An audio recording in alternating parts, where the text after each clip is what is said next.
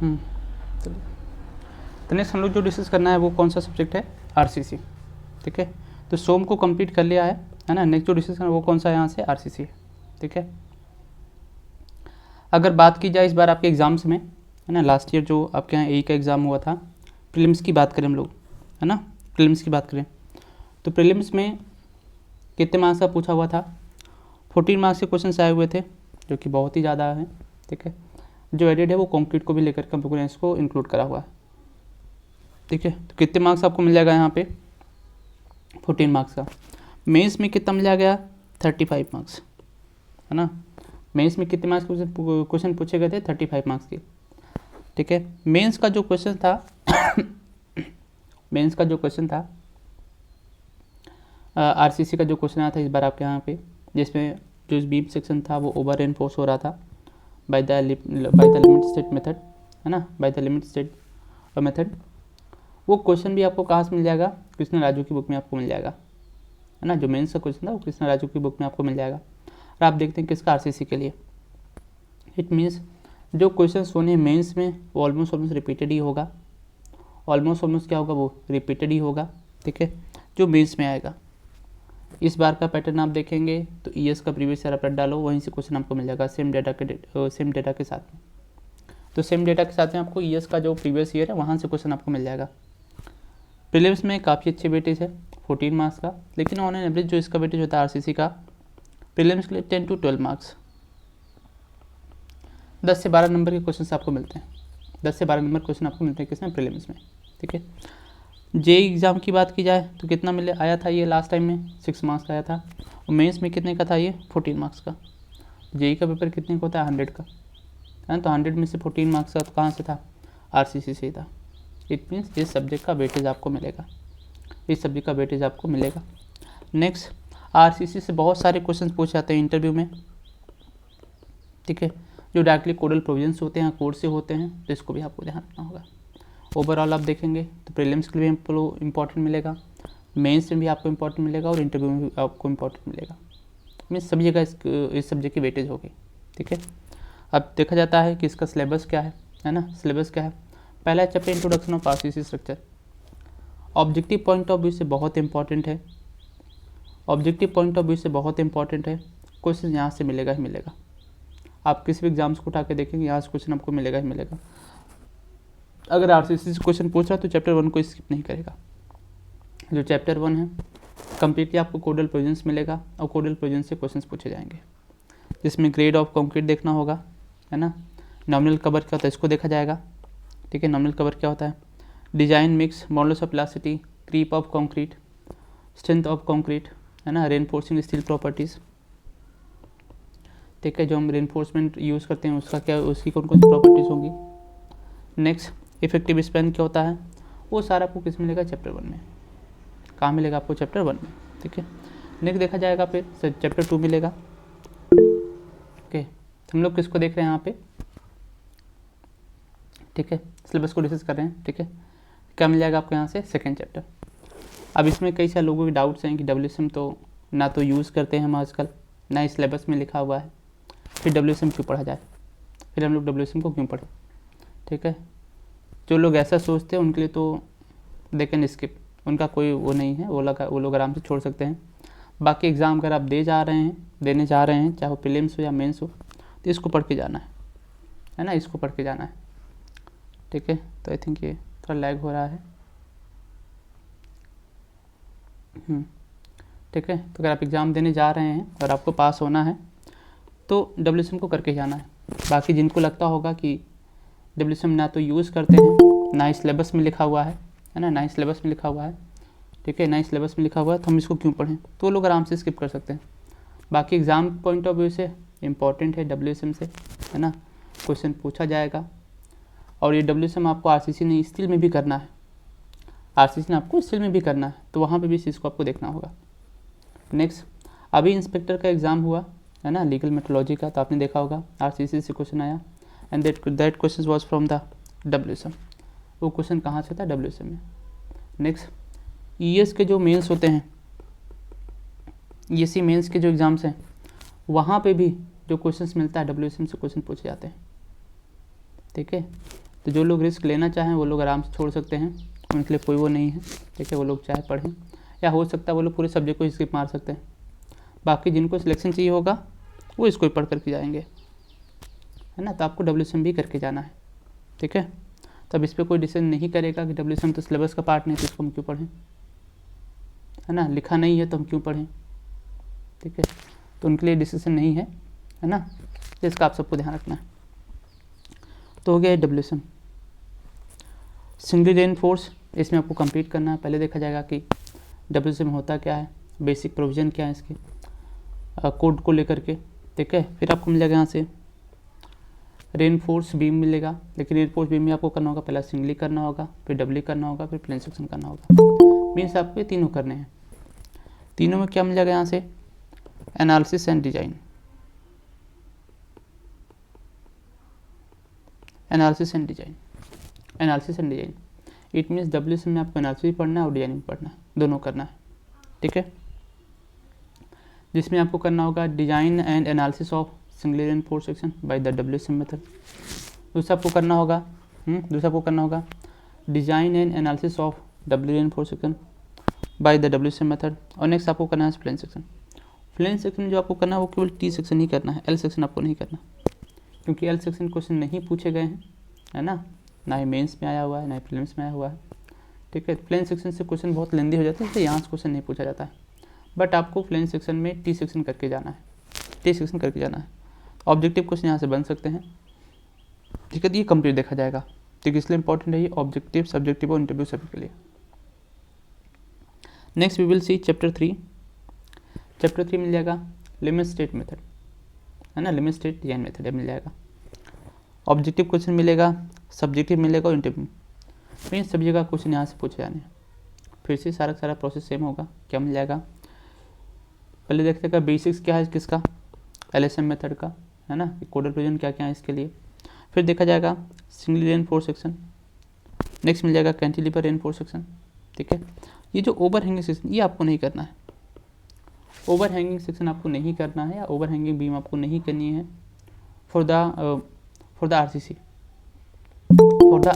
वो चीज़ आपको नहीं करना है। नेक्स्ट आपको प्लेन सेक्शन करना है, प्लेन में किसको किया जाएगा, T सेक्शन। नेक्स्ट यहाँ छूट गया था डबली रेनफोर्स सेक्शन, तो आपको ये भी करके जाना है, इट मीन्स LSM में आपको design and analysis of singly reinforce section, है ना, चाहे वो सिम्प्लिसिटेड बीम हो, ठीक है, फिर वो चाहे कैंटिलीवर बीम हो, ठीक है। नेक्स्ट आपको करना है design and analysis of doubly reinforce section, वो भी आपको करके जाना है। नेक्स्ट प्लेन सेक्शन भी आपको करके जाना है, प्लेन सेक्शन फिर से आपको क्या करना है, ऐसे T सेक्शन करके जाना है, मीन्स ये सारा आपको करके जाना है, हाँ। Again objective point of view, plane section जो है ऑब्जेक्टिव के लिए इंपॉर्टेंट है। सब्जेक्टिव में क्योंकि क्वेश्चन बहुत लेंदी हो जाता है, इसकी वजह से सब्जेक्टिव में यहाँ से क्वेश्चन बहुत कम पूछे जाते हैं, और पूछा भी गया हुआ है। तो क्या पूछा हुआ है, only to find the moment of resistance, है ना। आप देखेंगे डिजाइन ऑफ प्लेन सेक्शन ये नहीं पूछा गया एग्जाम में, इवन ES में भी आपको नहीं मिलेगा प्रीवियस ईयर में, या आपको इंजीनियरिंग सर्विसेज में भी आपको नहीं मिलेगा प्रीवियस ईयर में, क्योंकि फिर पोर्शन बहुत लेंदी हो जाता है। ऐसे नहीं डिजाइनिंग डिफिकल्ट है, नहीं आप डिजाइन कर सकते हैं, लेकिन जो इसका प्रोसीजर है वो क्या होगा, फिर लेंदी हो जाएगा। तो आपको मिल जाएगा LSM और WSM। मोस्ट एक्सपेक्टेड है कि जो एक मेंस का क्वेश्चन होगा एक आपको यहीं से मिल जाएगा, मोस्ट एक्सपेक्टेड का आपका मेंस को एक क्वेश्चन यहीं से मिल जाएगा। तो LSM हो गया और WSM हो गया। नेक्स्ट देखा जाएगा design of beam and lintels, again very important for objective point of view. Subjective में तो नहीं, सब्जेक्टिव में यहाँ से शॉर्ट आंसर राइटिंग आ सकता है,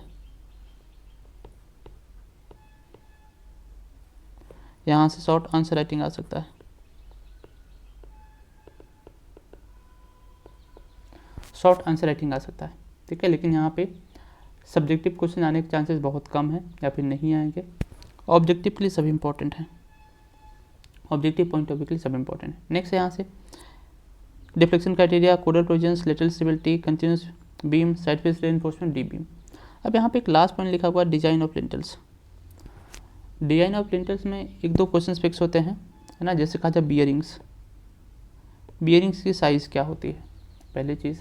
नेक्स्ट जो यहाँ से लिंटल्स होता है इसकी हम थिकनेस कितनी रखते हैं, है ना, ये आपको मिल सकता है यहाँ से। नेक्स्ट ठीक है, लिंटल्स की बात करें, टाइप्स ऑफ लिंटल्स और इसका moment of resistance. Moment of resistance इसको मैं लिख दूँ यहाँ से बेंडिंग मोमेंट। ठीक, कुछ पॉइंट्स जो आपसे ऑब्जेक्टिव में पूछ जाते हैं। बाकी इसकी डिजाइनिंग आपको नहीं करनी है कि आप बैठ करके पूरा रेनफोर्समेंट डिजाइन कर रहे हैं, साइज को डिजाइन करनी है, वो चीज़ आपको नहीं करना है। तो डिजाइन ऑफ लिंटल को देखो पहले सर्कल करा हुआ है, इसकी डिजाइनिंग आपको नहीं पढ़नी है, इसको केवल ऑब्जेक्टिव पॉइंट ऑफ व्यू से ही करना है, डिजाइन ऑफ लिंटल्स को, डिजाइन ऑफ लिंटल्स को। ठीक है, किसका यहाँ पर किस में यहाँ पर आरसीसी के लिए, आरसीसी लिंटल्स के लिए। ठीक है, ये आपको यहाँ से मिलेगा, है ना, ये आपको यहाँ से मिल जाएगा, ध्यान रखना है। ठीक है, इसके कुछ स्पेसिफिक पोर्शन जो आपको करने हैं और केवल ऑब्जेक्टिव पॉइंट ऑफ व्यू से ही करना है,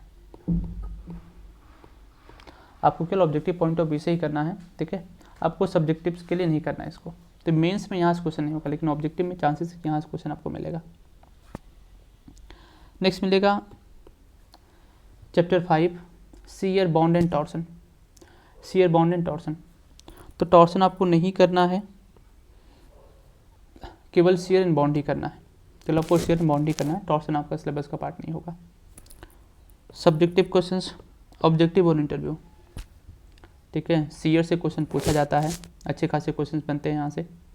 ठीक है, बॉन्ड से भी क्वेश्चन पूछा जाता है, डेवलपमेंट लेंथ को लेकर क्वेश्चन पूछा जाता है ना, to check the strength of section in bond, ये भी आपसे पूछा जाता है।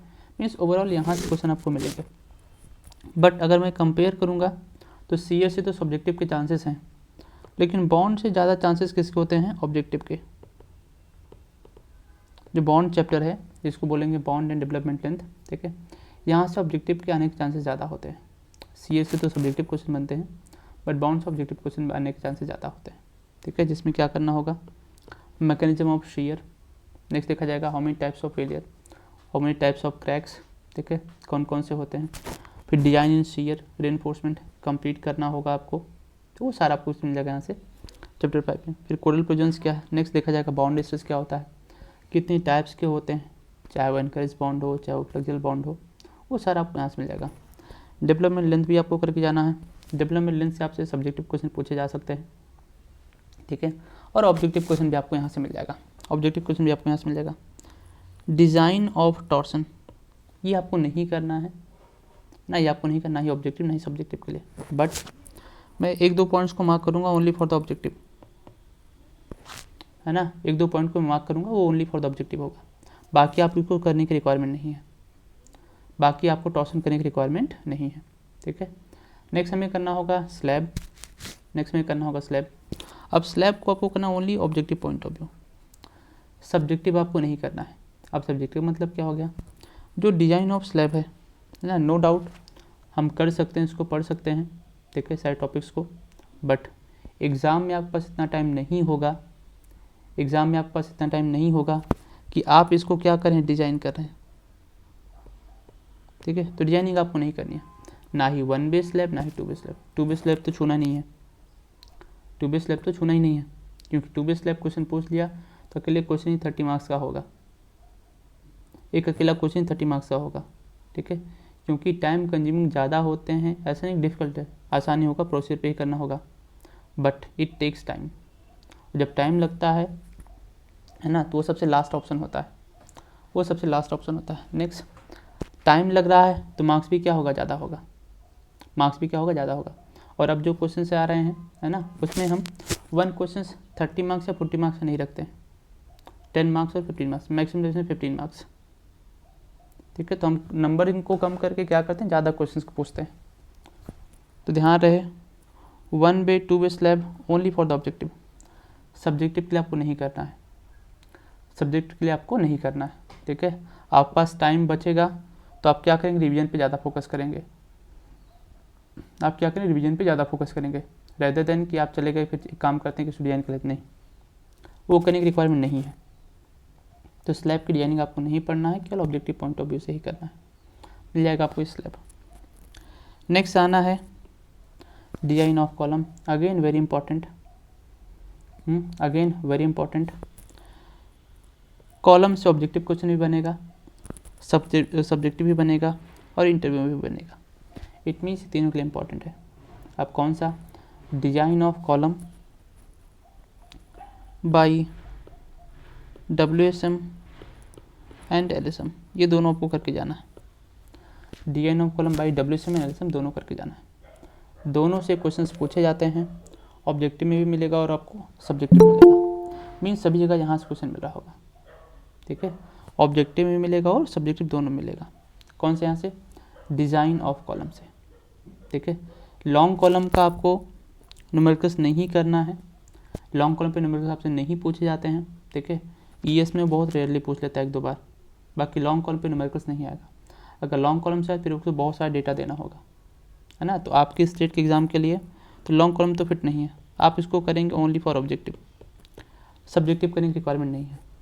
शॉर्ट कॉलम में आपको डिजाइनिंग भी करना है, क्योंकि कई बार एग्जाम में पूछा गया है ना, और पूछा भी जाता है जनरली। फिर ऑब्जेक्टिव पॉइंट ऑफ व्यू को, ऑब्जेक्टिव के लिए भी क्या होगा, ये इंपॉर्टेंट होगा, ठीक है।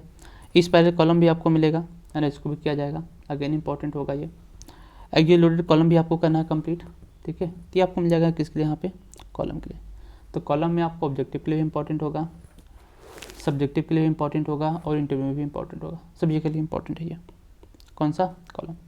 नेक्स्ट आपको मिलेगा design of footing. Next design of footing. अब देखिए फुटिंग में केवल ऑब्जेक्टिव पॉइंट ऑफ व्यू से ही करना है। Types of footing, design of isolated rectangular footing, ठीक है। नो डाउट डिजाइनिंग आप कर सकते हैं, लेकिन फिर से इट इज़ टाइम कंज्यूमिंग, और टाइम कंज्यूमिंग हो तो नंबर ऑफ मार्क्स क्या मिलेगा, आपको ज़्यादा करना होगा, ठीक है। तो इसको भी आपको करना है, लेकिन केवल ऑब्जेक्टिव पॉइंट ऑफ व्यू से, केवल ऑब्जेक्टिव पॉइंट ऑफ व्यू से। लास्ट टाइम 2018 में जो क्वेश्चन पूछा हुआ था वो डिजाइनिंग का क्वेश्चन नहीं था। 18 में आप देखेंगे 2018 में जो क्वेश्चन पूछा था वो डिजाइनिंग का क्वेश्चन, वो केवल रेनफोर्समेंट डिटेलिंग पूछा हुआ था कि आपको केवल रेनफोर्समेंट डिटेलिंग करना है, बस डिजाइनिंग करने का नहीं था। केवल डिटेलिंग करने का 10 नंबर पूछा हुआ था, केवल डिटेलिंग करने के लिए 10 नंबर पूछा हुआ था, ठीक है। बट अभी के लिए आपको ध्यान रखना है डिजाइन ऑफ फुटिंग को केवल आपको ऑब्जेक्टिव पॉइंट ऑफ व्यू से करना, सब्जेक्टिव करने की रिक्वायरमेंट नहीं है, सब्जेक्टिव करने की रिक्वायरमेंट नहीं है, ठीक है। तो आपको कंप्लीट मिल जाएगा सिलेबस किसका, यहाँ से AE का हो जाएगा, यही AE का भी चल जाएगा और यही JEE में भी चल जाएगा, दोनों के लिए फिट होगा ये, ठीक है। तो आपको सिलेबस मिल जाएगा कंप्लीट, ठीक है। यहाँ तक क्लियर सभी को, ठीक है। अब आगे बढ़ते हैं। आपसे पूछा जाए इसमें टेक्स्ट बुक कौन सी रेफर करनी है, एक के जैन ले लीजिए, सबसे अच्छी बुक मिलेगी। पिल्लई मेनन के सॉल्यूशंस आपको नहीं देखना है, आप इनके केवल क्वेश्चंस को देखिए, फिर इनके क्वेश्चंस के आप आंसर्स मैच करिए अपने मेथड से सॉल्व करके। इनके सॉल्यूशन को नहीं देखना है, पिल्लई मेनन को। कृष्णा राजू की बुक आप ले सकते हैं, बहुत सिंपल लैंग्वेज में लिखा गया है। आप एक के जैन की बुक को ले सकते हैं, अगेन सिंपल लैंग्वेज में लिखा गया है। बट जो भी आप बुक्स को लीजिए, अपडेटेड बुक्स को लीजिए, जो बुक पब्लिश हुआ हो आफ्टर 2023, जो भी बुक्स पब्लिश हुई आफ्टर 2023 उन्हीं बुक्स को आपको रेफर करना है। उसके पहले की बुक्स आप लेंगे तो डेटा का एरर्स मिलेगा, जो डेटा चेंज हो वो चीज़ आपको नहीं, वो चीज़ आपको नई बुक्स में नहीं मिलेगा, पुरानी बुक्स में नहीं मिलेगा, पुरानी बुक्स में आपको नहीं मिलेगा। तो आपको लेटेस्ट कोड ही लेकर के चलना है, सॉरी लेटेस्ट आपको जो बुक है उसी को लेकर चलना है, ठीक है। नेक्स्ट प्रैक्टिस के लिए आपको क्वेश्चन कहाँ से लेना, पहला वर्कबुक बहुत इंपॉर्टेंट है आपके लिए। तो वर्कबुक के एक भी क्वेश्चन छोड़ने नहीं है, वर्कबुक के सारे क्वेश्चन आपको कर लेना है। फिर आपको काम जाना है यूथ पब्लिकेशन, फिर काम जाना आपको यूथ पब्लिकेशन, ये दो आपके लिए सफिशिएंट होगा। जो वर्कबुक है, वर्कबुक में आपको कंपाइलेशन मिल जाएगा सभी का, SSC JEE का, IAS का, आगे का सारे क्वेश्चन आपको मिल जाएंगे वर्कबुक में। यूथ पब्लिकेशन में आपको प्रीवियस ईयर में जो एक एग्जाम्स हुए हैं, JEE के एग्जाम्स हुए अदर स्टेट में, जो PSUs के एग्जाम्स हुए हैं, वहाँ पे इसमें आपको सारे क्वेश्चंस मिल जाएंगे, इसमें आपको सारे क्वेश्चंस मिल जाएंगे। तो प्रैक्टिस कहाँ से करना है वो भी आपको पता चल गया, बुक्स कौन सी रेफर करनी है वो भी आपको पता चल गया। नेक्स्ट सिलेबस क्या है, ये भी आपको ध्यान रखना है, ये भी आपको ध्यान रखना है। ये कंप्लीट मिल जाता है यहाँ से, है ना, ये कंप्लीट आपको मिल जाएगा यहाँ से, ठीक है। ध्यान रहे जो भी आप लोग बुक्स को रेफ़र कर रहे हैं वो अपडेटेड बुक्स होनी चाहिए, वो पुरानी एडिशन नहीं होनी चाहिए, वो न्यू एडिशन होना चाहिए। नहीं तो फिर क्या होगा कि आपका डेटा कुछ और है, बुक में कुछ और दिया है, ये मिसमैच होता रहेगा, फिर आपको कन्फ्यूजन क्रिएट करेगा।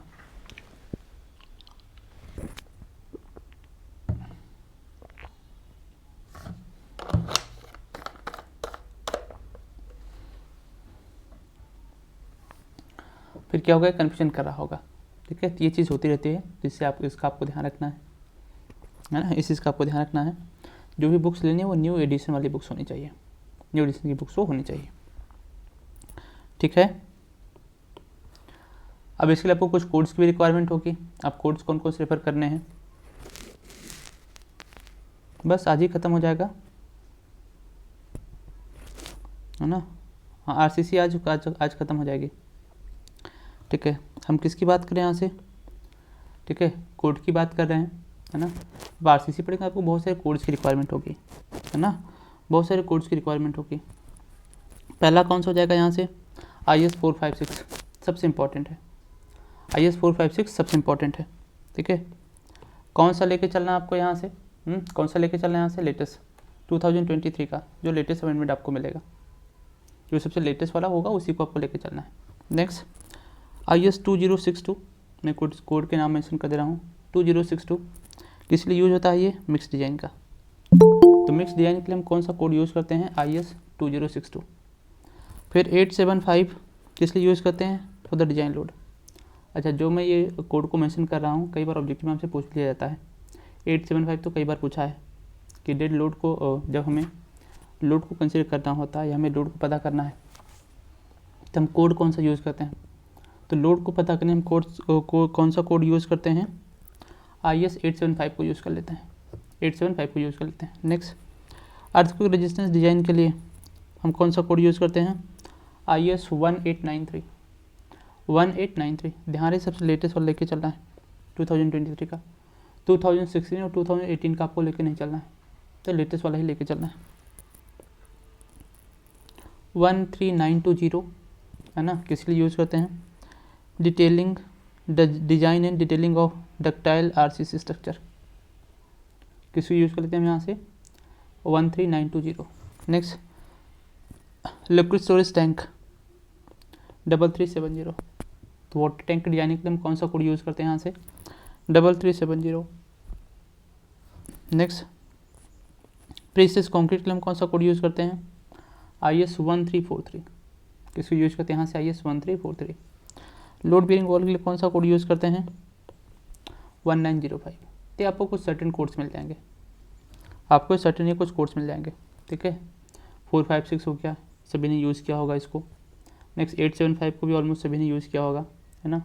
13920 को भी ऑलमोस्ट सभी ने यूज़ किया होगा, है ना। कुछ और ये 10260 को भी सभी ने यूज़ किया होगा। जैसे 1893 को अर्थक्वेक के लिए यूज़ करते हैं, इसको कैसे लोगों ने यूज़ किया होगा। 3370 भी कैसे लोगों ने यूज़ किया होगा, है ना। 1343 प्रीसियस कंक्रीट, बहुत कम लोगों ने इसको यूज़ करा होगा। और लोड बियरिंग वॉल 1905, इसको भी आपको ध्यान रखना है। ठीक है, जिसमें से कुछ कोड आपके पास हैं PDF फॉर्मेट में तो बहुत अच्छा है ना। बाकी आपके पास ये सेव्ड कोड तो सारे होने चाहिए, क्योंकि इन सब का यूज़ आपको मिलता रहता है। तो यहाँ से मैंने कुछ कोड के नाम मेंशन करे हैं, साथ में आपको कुछ स्पेशल पब्लिकेशन भी लेके चलने हैं, आपको कुछ स्पेशल पब्लिकेशन भी लेके चलना है। जैसे हो गया कौन सा, SP16 design aids for RC structure, है ना। जो डेटा आपको IS 456 में नहीं मिल रहा होगा वो आप कहाँ से ले रहे होंगे, उसके लिए कौन सा है यहाँ से, SP16 है। कॉन्क्रीट मिक्स के लिए हम कौन सा कोड यूज़ करते हैं, SP23। तो IS 10262 तो है ही, साथ में कुछ डेटा आपको यहाँ से भी लेना होगा 23 में, दी जाता है special publications. Next explanatory handbook on IS 456 SP24। तो 456 में जो लिखा हुआ है उसका और डिटेल आपको कहाँ से मिल जाता है, SP24 में। अब SP34 में आपको क्या मिलता है, handbook on cement reinforcement and ductile and detailing. तो डिटेलिंग में आपको कौन सा कोड मिल जाएगा यहाँ से, SP34। ठीक है, SP34। अगर आप 13920 एंड SP34 अच्छे से कर लीजिए, ठीक है, आप इसको अच्छे से कर लीजिए, तो कहीं से भी क्वेश्चन पूछा जाए, है ना, कहीं से भी क्वेश्चन पूछा जाए आप बहुत आसानी से इसको कर सकते हैं। स्पेशली डिजाइन किसको, यहाँ से डिटेलिंग को लेकर के। तो डिटेलिंग में कुछ भी हो जाए, है ना, चाहे वो रिटेनिंग वॉल हो, चाहे वो बीम हो, चाहे वो स्लैब हो, चाहे वो कॉलम हो, ठीक है, चाहे वो फाइबर के ब्रिजेस हो, कहीं से भी आपको सारा मिल जाएगा। क्योंकि बनाया ही किस लिए किया गया है, बनाया ही है किसके लिए गया है, डिटेलिंग के लिए।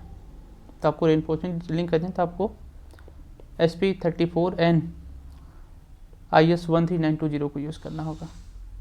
ठीक है, तो ये कंप्लीट आपको मिल जाएगा before starting of RCC। Course आपके पास हो गए, कोड आपके पास होना चाहिए। नेक्स्ट आपके पास वर्कबुक होनी चाहिए। नेक्स्ट ठीक है 4, 5, 6 जो आपको कुछ कोड मेंशन ये होने चाहिए। ठीक है, नेक्स्ट आपको सिलेबस। ठीक है, ओके, यहाँ तक क्लियर सभी को, यहाँ तक क्लियर सभी को। चलिए अब देखा जाता है यहाँ से चैप्टर 1 मिलेगा, है ना। चैप्टर 1 मिल जाएगा आपको यहाँ से इंट्रोडक्शन ऑफ RCC। ठीक है, very important for objective point of view, objective के लिए बहुत इंपॉर्टेंट है, ऑब्जेक्टिव आपको बहुत इंपॉर्टेंट मिलेगा। ठीक है, चलिए अब इसको स्टार्ट करने से पहले थोड़ा बेसिक देखते हैं हम लोग। ठीक है, स्ट्रक्चर इंजीनियरिंग को 2 पार्ट में डिवाइड किया जाता है। पहला क्या मिलता है यहाँ से, एनालिसिस मिलता है। दूसरा क्या मिलता है आपको यहाँ से, डिजाइनिंग मिलता है। दूसरा क्या मिलता है हमें, डिजाइनिंग मिलता है। पहला पार्ट क्या मिलेगा, एनालिसिस। दूसरा क्या मिलता है, डिजाइनिंग। जब एनालिसिस की बात करते हैं, है ना, तो इसमें कौन कौन सब्जेक्ट आपको मिल जाते हैं, थ्योरी ऑफ स्ट्रक्चर हो गया और सोम हो गया, theory of structure and strength of material. जब डिजाइनिंग की बात करें तो आपको क्या क्या मिल जाएगा, यहाँ से आपको मिल जाएगा RCC मिलेगा। एक वीडियो बना दीजिए, क्या मैसेज करा इन्होंने इन YouTube। हाँ ठीक है, आपकी बात एकदम से करेक्ट है। जैसे मुझे टाइम मिलेगा मैं सीधे ये काम कर लूँगा। Thank you for the suggestion, है ना। आपने कह दिया तो मैं ज़रूर इस काम को कर लूँगा, नहीं तो मैं इसको करने का नहीं सोच रहा था। जैसे मुझे टाइम मिलेगा मैं वैसे ये काम कर लूँगा। ठीक है, तब किसी बात यहाँ डिजाइनिंग की, तो स्ट्रक्चर के हमें 2 पार्ट मिलेंगे। पहला क्या मिल जाता है, एनालिसिस मिल जाएगा। दूसरा क्या मिलेगा हमें यहाँ से, डिजाइनिंग मिल जाएगा। ठीक है, तो एनालिसिस में क्या क्या मिल जाएगा आपको, सोम सब्जेक्ट आ जाएगा, थ्योरी ऑफ स्ट्रक्चर आ जाएगा, है ना। तो अभी हमें इसको तो नहीं करना है, हम किसको करें, यहाँ से डिजाइनिंग को कर रहे हैं। हम लोग किसको करें, यहाँ से डिजाइनिंग को करें। ठीक है, तो डिजाइनिंग में आपको कौन कौन सब्जेक्ट मिल जाते हैं, आपको मिल जाएगा RCC मिलेगा। नेक्स्ट मिलेगा आपको प्रीस्ट्रेस कंक्रीट मिलेगा और नेक्स्ट आपको यहाँ से स्टील मिल जाएगा। तो 3 सब्जेक्ट या आप बोल सकते हैं ये 3 पोर्शन मिल जाएगा किसमें, डिजाइनिंग में। RCC हो गया, प्रीस्ट्रेस कंक्रीट हो गया और स्टील स्ट्रक्चर हो गया। ठीक है, ये कंप्लीट डिजाइनिंग के हैं, ये कंप्लीट डिजाइनिंग के हैं। अब आगे बढ़ते हैं। जब हम बात करें डिजाइनिंग की तो हम कौन कौन से पैरामीटर्स को ध्यान रखते हैं। जब बात करें डिजाइनिंग की तो कौन कौन से पैरामीटर्स को ध्यान रखते हैं। पहला क्या हो जाएगा, सेफ्टी। जब भी आप डिजाइन करेंगे स्ट्रक्चर को, ठीक है, कौन कौन पैरामीटर्स आप कंसिडर करेंगे। पहला सेफ्टी हो जाएगा। दूसरा क्या होगा, सर्विसबिलिटी। दूसरा आपको क्या मिलेगा, सर्विसबिलिटी। थर्ड क्या मिलता है आपको, ड्यूरेबिलिटी। फोर्थ क्या मिलेगा, इकॉनमी। और लास्ट कौन सा आता है यहाँ से, एस्थेटिक। ठीक है, अब एस्थेटिक सबसे लास्ट पोर्शन है और सबसे फर्स्ट प्रायोरिटी किसको रखा है यहाँ पे, सेफ्टी को। इन 5 पैरामीटर्स पे हम क्या करते हैं, स्ट्रक्चर को डिजाइन करते हैं। इन 5 पैरामीटर्स हम क्या करते हैं, स्ट्रक्चर को डिजाइन करते हैं। सेफ्टी हो गया, सर्विसबिलिटी हो गया, ड्यूरेबिलिटी हो गया, इकॉनमी एंड एस्थेटिक। अब एनालिसिस किस पैरामीटर्स करते हैं, कॉम्पैटिबिलिटी पे। नेक्स्ट इक्विलिब्रियम पे, स्ट्रक्चर कैसा होना चाहिए, इक्विलिब्रियम में होना चाहिए। स्ट्रक्चर में कैसे होना चाहिए, यहाँ से stored energy should be less, stored energy should be less. तो क्या होना चाहिए, एनर्जी पैरामीटर पे एनालिसिस करेंगे। इक्विलिब्रियम को यूज़ किया जाएगा एनालिसिस के लिए। नेक्स्ट कॉम्पैटिबिलिटी को यूज़ करते हैं, है ना। कॉम्पैटिबिलिटी में आपको एक एग्जांपल दूं मान लीजिए यहाँ पे मैंने 2 यहाँ पे शो कर दिया कॉलम, है ना, या इसको 2 वॉल ले लीजिए, ये वॉल हो गया, है ना। इनकी मैंने हाइट आपको बता, इनके बीच के स्पेस आपको बता दिया, फॉर एग्जांपल 2.5 मीटर ऐसे लेते हैं। यहाँ से रैंडम डेटा ले लिया, 2 वॉल्स है ना, इनके बीच का गैप कितना, 2.5 मीटर। अब इनको मुझे स्लैब को रेस्ट कराना था। अब मैंने जो स्लैब को कास्ट किया, that slab height, that slab length is for example 2.3 metre, 2.3 metre. तो क्या अब ये कॉम्पैटिबल होगा इसके लिए, नहीं। क्या कॉम्पैटिबल होगा ये, नहीं। इट मीन जितना रिक्वायर्ड था उतना ही आपको करना था। ठीक है, कॉम्पैटिबल नहीं है। ऐसा नहीं कि ये जो बनाया आपने ये फेल हो रहा है, नहीं, ये फेल नहीं हो रहा है, ये क्या यहाँ से कॉम्पैटिबल नहीं है इसके लिए, ठीक है। तो आपको मिल जाता है कि ये आपको किस मिल जाता है यहाँ से कॉम्पैटिबिलिटी में, आपको किस मिल जाता है यहाँ से कॉम्पैटिबिलिटी में। तो हम किसकी बात करें यहाँ से, एनालिसिस की, ठीक है। बट अभी हमारा डिसीजन का पॉइंट एनालिसिस नहीं है, हमारा डिसीजन पॉइंट क्या है यहाँ से, डिजाइनिंग, ठीक है। अब 1 बाई 1 करके देखा जाता है। तो पहला पॉइंट क्या मिलता है यहाँ से, सेफ्टी। पहला क्या मिलता है यहाँ से, सेफ्टी, ठीक है। चलिए अब इसको स्टार्ट करने से पहले थोड़ा बेसिक देखा जाता है ना, बेसिक डिस्कस करते हैं। जो सोम में देखा है भाई, ध्यान रहे सोम का कंप्लीट कंसेप्ट कहाँ पे यूज हो रहा होगा, आरसीसी में। कहाँ पे यूज हो रहा होगा, आरसीसी में, ठीक है। चलिए तो हम लोग थोड़ा इसको डिस्कस करते हैं। तो एक में बीम को शो करें यहाँ से, this the longitudinal section beam का, दिस द लॉन्गिट्यूडनल सेक्शन, और आप इसका क्रॉस सेक्शन देख रहे हैं, अब इसका क्रॉस सेक्शन देख रहे हैं। ये फर्स्ट हो गया, इसका मैं सेकंड में शो कर देता हूँ। तो दो केस में यहाँ पर शो कर रहा हूँ। पहले केस में क्या किया हम लोगों ने यहाँ से, दिस आर रेनफोर्समेंट, ठीक है, ये पहला केस हो गया। दूसरे केस में क्या हुआ, तो रेनफोर्समेंट दिया हम लोगों ने, ठीक है। अब मैं इसकी न्यूट्रल एक्सिस को प्लॉट कर दे रहा हूँ, then this is the neutral axis, और इसकी न्यूट्रल एक्सिस है, इसके यहाँ क्या है, न्यूट्रल एक्सिस है। अगर इस पर मूवमेंट डेवलप होगा, मूवमेंट आ रहा है, तो above the neutral axis, this is the neutral axis, this neutral axis है ना। अबव द न्यूट्रल एक्सिस आपको क्या मिल जाएगा, कॉम्प्रेशन फर्स्ट केस में, और ये सेकंड केस है ना। तो अबव द न्यूट्रल एक्सिस आपको क्या मिलेगा, compression. Below the neutral axis आपको क्या मिलता है, टेंशन मिलता है ना। क्योंकि हमने केवल एक फेस पे रेनफोर्समेंट दिया, तो इसको क्या बोलते हैं यहाँ से, सिंगली रेनफोर्स सेक्शन। क्या बोलते हैं, सिंगली रेनफोर्स सेक्शन। अब लोड अप्लाई करिए, ट्रांसवर्स लोड इसके ऊपर अप्लाई करते हैं। So this is the transverse load, है ना। सेक्शन क्या करेगा, ये बेंड करेगा। टॉप में क्या मिलेगा, कॉम्प्रेशन होगा, बॉटम में क्या है यहाँ से, टेंशन। तो कंक्रीट का बनाया हुआ है इसको हम लोगों ने, तो कंक्रीट किस में स्ट्रॉन्ग है, कॉम्प्रेशन में। तो क्या इसको कंप्रेस होने देगा, नहीं, मीन्स टॉप में कॉम्प्रेशन नहीं मिल रहा होगा। बॉटम में एक्सपेंड होने की कोशिश करेगा, बॉटम में एक्सपेंड होने की कोशिश करेगा। तो यहाँ से एक्सपेंशन में या फिर बेंडिंग में कौन स्ट्रॉन्ग होगा, स्टील। कौन स्ट्रॉन्ग होगा, स्टील। तो यहाँ से क्या होगा, ये सेफ हो गया, ठीक है। यहाँ से आपको सेफ हो गया। अभी हमारे केस के लिए हम ये जो फर्स्ट केस लेके चल रहे हैं, देखो ये टेंशन और ये कॉम्प्रेशन है, ये टेंशन ये कॉम्प्रेशन है, ठीक है। अब सबको ध्यान से देखेगा, है ना, सबको ध्यान से देखेगा। अगर कुछ ऐसा केस हो जाए, है ना, ये कुछ ऐसा केस हो जाए कि यहाँ पर स्ट्रेस का ऑल्टरनेशन हो जाए, स्ट्रेस का ऑल्टरनेशन हो जाए। देखो tension below the neutral axis था, अबव द न्यूट्रल एक्सिस क्या था, कॉम्प्रेशन। लेकिन कुछ ऐसा हुआ कि टेंशन कहाँ भाग गया, above the neutral axis, compression कहाँ पे आ गया, below the neutral axis, below the neutral axis. Above the neutral axis आपको क्या मिल गया, tension. Below the neutral axis आपको क्या मिल गया, कॉम्प्रेशन, ठीक है। तो अब जरा सोच बताओ क्या ये जो सिंगली रेनफोर्स सेक्शन है, ये सेफ हो गया नहीं होगा, ये सेफ हो गया नहीं होगा। अब ये क्या सेफ हो गया नहीं होगा, अगर इससे ऑल्टर कर गया, यहाँ से टेंशन वाला नीचे आ गया, कॉम्प्रेशन वाला ऊपर चला गया, नहीं होगा। हमें सेक्शन को तो सेव करना था, किस में, टेंशन में भी, कॉम्प्रेशन में भी। तो इस केस के लिए तो हमने तो कर दिया कि टेंशन में क्या है, ये सेफ है, कॉम्प्रेशन में सेफ नहीं है, ठीक है। लेकिन जब इससे इसका ऑल्टरनेशन होता है, कब, during seismic condition, during earthquake, during earthquake, ठीक है। तो जो टेंशन है वो ऊपर भाग जाता है, कॉम्प्रेशन नीचे जाता है, मीन्स स्ट्रेस का ऑल्टरनेशन होता है। तो ऊपर नीचे से स्ट्रेस होता है ये, ठीक है, ये ऊपर नीचे आपको स्ट्रेस मिलता है, ठीक है। तो अगर हमने सिंगली रेनफोर्स सेक्शन दिया, इसका मतलब क्या हुआ कि टेंशन हमेशा न्यूट्रल एक्सिस के नीचे लाई करना है। स्ट्रेस ऑल्टरनेशन में इसका परफॉर्मेंस बेटर नहीं होगा, बट हमें क्या करना, सेव करना था, ठीक है। अगर सेव करना है तो हमें किसको देना पड़ेगा, सिंगली रेनफोर्स सेक्शन को या डबली रेनफोर्स सेक्शन को, डबली रेनफोर्स सेक्शन को देना होगा। It means doubly reinforce section is more safer या more safe as compare to singly reinforce section. तो सेफ्टी को हम कैसे इंश्योर करते हैं, देखिए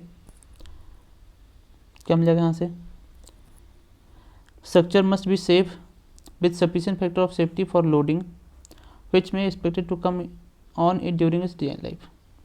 डिजाइनिंग बी में देखो made to make it is made safe under the tensile load by producing adequate reinforcement by providing adequate reinforcement. तो हमने क्या किया यहाँ से सेफ कर दिया, हमने यहाँ से क्या कहते हैं सेव कर दिया किसमें, हमने आप क्या कहते हैं सेव कर दिया किसमें टेंशन में, अगर टेंशन ऊपर गया तो. Next comment on the serviceability किसकी ज़्यादा होगी, अगेन डब्ल्यू रेनफोर्समेंट की. क्यों, क्योंकि अगर यहाँ पे से ऑल्टरनेशन हुआ तो भी क्या करेगा ये आसानी से परफॉर्म कर जाएगा, लेकिन ये तो क्या करेगा सीधे फेल ही कर जाएगा, ये तो क्या डायरेक्टली यहाँ से फेल ही कर जाएगा. इट मीन्स जो डब्ल्यू रेनफोर्समेंट है सन भी आपको ज़्यादा देगा, सन भी आपको ज़्यादा देगा. नेक्स्ट आपको क्या करता है ये सर्विसबिलिटी ज़्यादा देता है. तो देखो serviceability signifies that structure should provide service for which it is constructed. तो जिस पर्पज़ के लिए आपने इसको कंस्ट्रक्ट करा है उस पर्पज़ को फुलफिल कर रहा है, इसका मतलब क्या हुआ इट इज़ सर्विसेबल. अगर उस पर्पज़ को फुलफिल नहीं करा it means this it is not serviceable, ये सर्विसेबल नहीं है. ठीक है, देखो जिसमें डबली रेनफोर्समेंट क्या होता है मोर सर्विसेबल देन सिंगली रेनफोर्समेंट. अब ये स्टेटमेंट में आपसे पूछा भी जा सकता है, स्टेटमेंट में आपसे ये पूछा भी जा सकता है कि जो डबली रेनफोर्समेंट है उसकी सर्विसबिलिटी क्या मिलती है आपको ज़्यादा मिलती है किससे सिंगली रेनफोर्समेंट के. अब क्यों मिलता है वो भी हम लोगों ने देख लिया. क्या ज़्यादा सेफ होगा, हाँ ज़्यादा सेफ होगा, क्या ज़्यादा सेफ होगा, हाँ ज़्यादा सेफ होगा. तो पहला कौन सा मिल गया हमें यहाँ से सेफ्टी, दूसरा कौन सा मिल गया सर्विसबिलिटी. अब नेक्स्ट यहाँ से ड्यूरेबिलिटी. जो भी इसके ऊपर लोड आ रहा है, जो भी इसके ऊपर लोड आ रहा है किसके ऊपर यहाँ से इस स्ट्रक्चर के ऊपर, अपनी डिज़ाइन लाइफ में क्या होना चाहिए वो उसको रजिस्ट भी करना चाहिए. या पूछ सकते should be safe during its design life. आप कैसे थोड़ा इसको समझो. A structure should sustain loading for which it is designed and should perform well within safety limit and serviceability limit. Means जो भी लोड आ रहा है वो उसको सेफली क्या करे रजिस्ट करे. रजिस्ट करने के साथ साथ ऐसा ना हो जब लोड को या इस पर हैवी लोड आया, ठीक है, तो नो डाउट ये सेफ तो है लेकिन जिस पर्पज़ के लिए आपने इसको बनाया हुआ था वो पर्पज़ फुलफिल नहीं हो पा रहा है, वो पर्पज़ फुलफिल नहीं हो पा रहा है. जब भी आप इसको डिजाइन करें इस बात का वो ध्यान रखना होगा. Should sustain loading for which it is designed and should perform well within safety limit and serviceability limit. Safety limit and serviceability limit. Durability without serviceability and less margin of safety, या durability without safety and serviceability it is irrelevant. Durable है लेकिन जिस purpose के लिए हमने बनाया हुआ था इसको वो पर्पज़ फुलफिल नहीं हो पा रहा है तो क्या जाएगा यहाँ से ये इररिलेवेंट हो जाएगा. तो स्ट्रक्चर ड्यूरेबल होना चाहिए, ठीक है, with safety and margin of safety, with serviceability and margin of safety. ठीक है, इन दोनों पॉइंट को कंसिडर करना है. अब इसको इंश्योर कैसे करते हैं, by providing nominal cover, selecting specific type of cement, specific type of material for construction. जो हमारे पास कंस्ट्रक्शन मेथड है उससे हमारे पास कोई ऐसा मटेरियल हो जाए जिसकी डिजाइन लाइफ क्या हो ज़्यादा हो as come to present material से. ठीक है, as come to present material से, जिसका एग्जाम्पल आपको क्या मिल जाता है सीमेंट एंड पोजोलाना वो आपको मिल जाता है यहाँ से, वो कैसे मिल जाता है. तो पहला कौन सा मिलेगा आपको यहाँ से safety, serviceability and durability. Safety, serviceability and durability. Next यहाँ से इकॉनमी. जब बना रहे हैं तो ध्यान रखना है कि पैसा यहाँ पे बहुत यूज़ ना लगे. तो designing and construction of any structure should be economical without affecting serviceability, durability and safety. अब इसको इंश्योर कैसे करते हैं इकोनॉमी को, monolithic casting of beams and slab using pozzolana in some proportion with cement.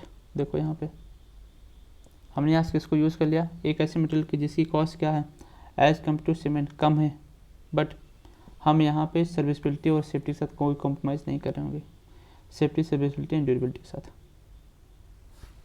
Okay, अब last यहाँ से aesthetic.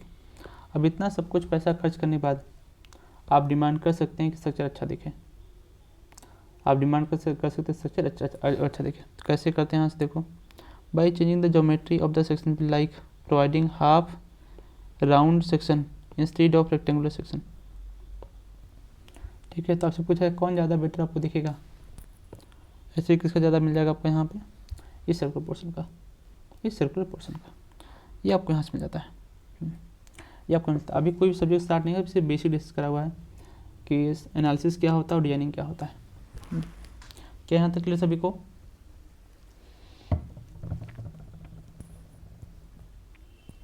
क्या यहाँ तक क्लियर सभी को? ओके। अच्छा ज़रा इसको सबको ध्यान से देखो, सेफ्टी और एस्थेटिक को क्या हम इंटरचेंज भी कर सकते हैं? सेफ्टी एंड एस्थेटिक को क्या इंटरचेंज भी कर सकते हैं? एनीवन?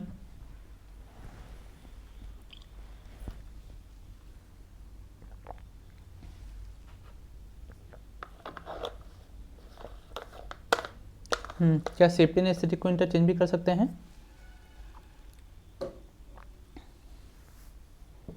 अच्छा चलिए ठीक है, आंसर तो आप सबका नो है। ठीक है, मान लो मैं एक आर्किटेक्ट के पास गया, है ना, मान लीजिए मैं एक आर्किटेक्ट के पास गया, ठीक है, तो सबसे पहले क्या बताना स्टार्ट करेगा? मान लीजिए मुझे घर बनवाना, वो मैं एक आर्किटेक्ट के पास गया, तो सबसे पहले वो क्या बताना स्टार्ट करेगा?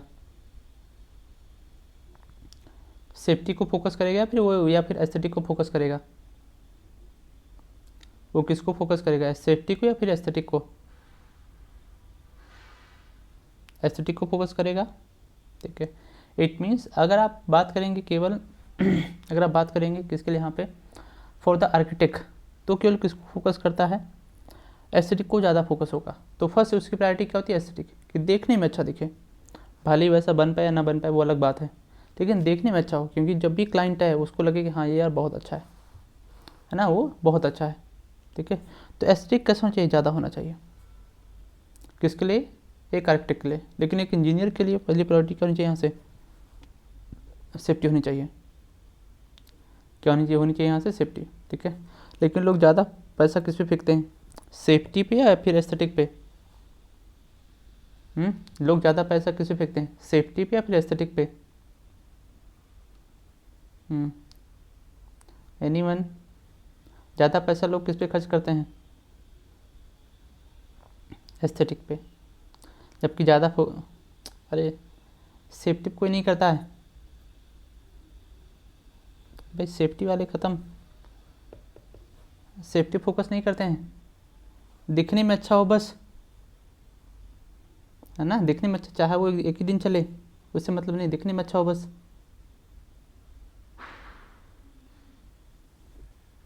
है ना। देख, अरे भाई मैं यहाँ पे डिजाइनिंग की बात नहीं कर रहा हूँ, जो आजकल हो रहा है मैं उसकी बात कर रहा हूँ। ज़्यादा पैसा खर्च होता है दिखने में, बाकी हम जो पढ़ रहे हैं वो तो बात करेक्ट है, सेफ्टी हमारी फर्स्ट प्रायोरिटी होनी चाहिए, है ना, वो आपकी बात करेक्ट है, सेफ्टी हमारी फर्स्ट प्रायोरिटी होनी चाहिए। बट जो पैसा खर्च होता है ज़्यादातर वो एस्थेटिक पे ही चला जाता है ना, कि ऊपर से एकदम चमका उमका दिया उसको बस, चाहे दूसरे दिन ही वो गड़बड़ हो जाए। ओके चलिए, तो किसकी बात करें हम लोग यहाँ पे, है ना भाई, आप लोग भी तो किसके लिए काम कर रहे हैं? आप लोग जो प्रिपरेशन कर रहे हो किसके लिए कर रहे हैं? मनी के लिए या फिर किसी और रीजन के लिए? आपको प्रिपरेशन करने का मेन रीज़न क्या है? देखो पहले बोल दिया पैसा, तो पैसा तो इसमें होगा ही नहीं, पैसा तो इसमें होगा ही नहीं। अरे भाई इसमें पैसा नहीं मिलेगा, अरे 60-70 हज़ार रुपये से बस होगी सैलरी, उससे ज़्यादा नहीं होगी। चलो बहुत हो गया, 70-80 हो गया, उससे ज़्यादा नहीं होगी सैलरी एक ही, उससे ज़्यादा नहीं होगी एक ही सैलरी, है ना। हाँ देखो ये क्या नाम है इसका, बच्चन दादा, इसने एकदम करेक्ट बोला हुआ है। हाँ है ना, तो आपका भी जो मेन है वो यही है, आपका भी जो मेन है वो यही है। जब बाहर निकलेंगे तो एक ये क्या होगा, गाड़ी पे लिखा होगा गवर्नमेंट ऑफ अरुणाचल प्रदेश, है ना, और वही आपका एस्थेटिक है बस। जिस दिन सर्विस से रिटायर हो जाओगे कोई पूछेगा नहीं फिर, हाँ, जिस दिन सर्विस से आप रिटायर हो जाएंगे उस दिन कोई पूछेगा नहीं फिर, ठीक है, क्योंकि आपने किसको फोकस किया था, एस्थेटिक को। बाकी पैसे के लिए जा रहे हो तो पैसा तो इसमें नहीं होगा, सैलरी आपको मिलेगी नहीं। सरकार हमेशा ही घाटे में चलता रहता है, लॉस में चलता रहता है, सैलरी कहाँ से देंगे बेचारे वो, सैलरी कहाँ देंगे वो, ठीक है। तो पैसा तो आपको नहीं मिलेगा, है ना। हाँ, आप एस्थेटिक के लिए जा रहे हैं कि देश की सेवा के लिए ये भी ना बात, देश की सेवा कहाँ करोगे, तुम तो अपनी सेवा करोगे, देश की सेवा थोड़ी करोगे तुम।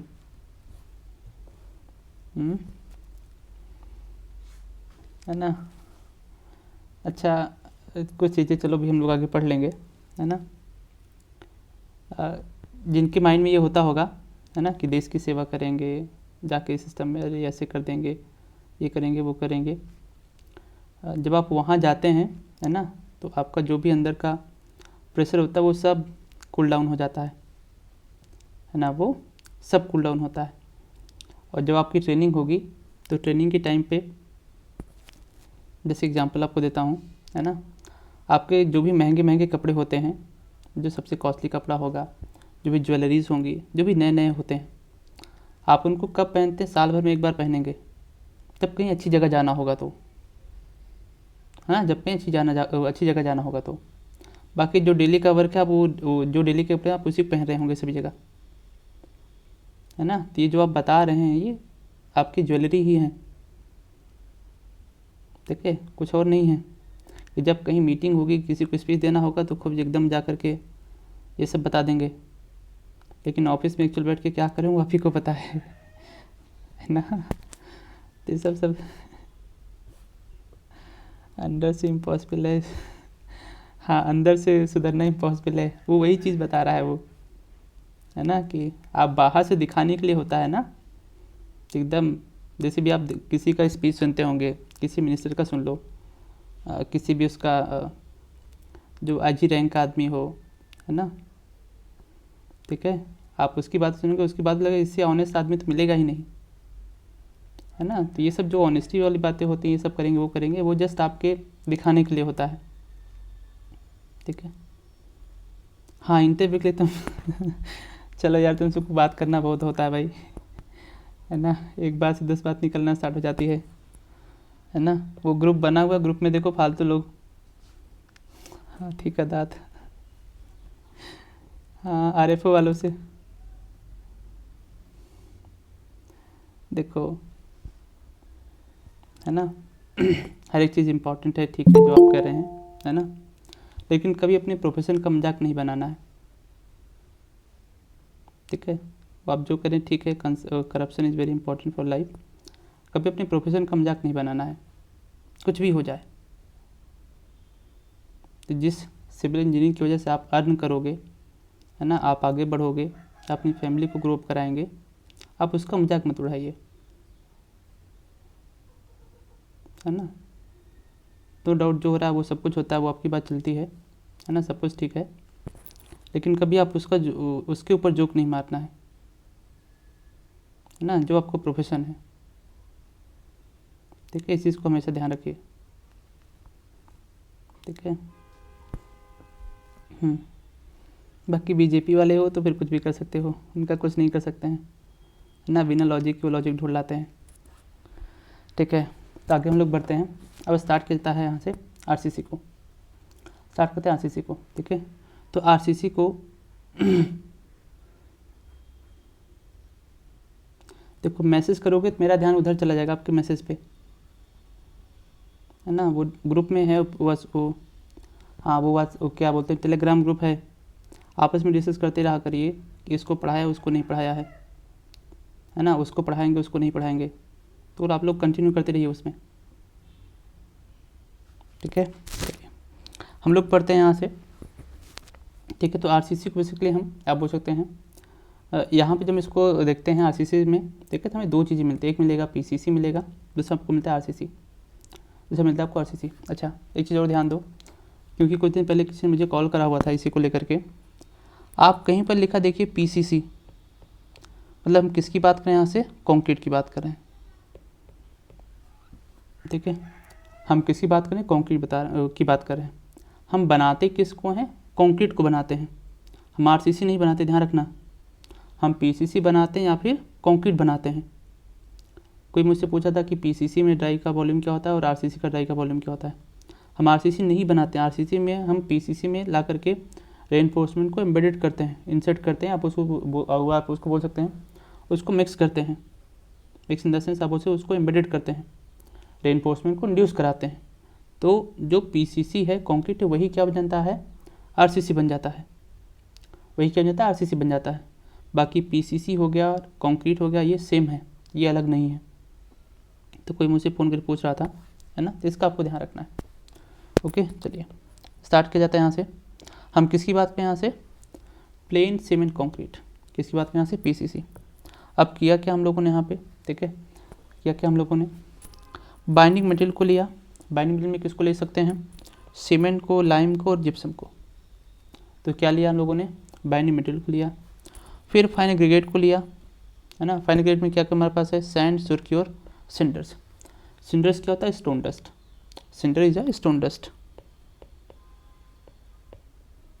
स्टोन डस्ट, ठीक है, स्टोन डस्ट।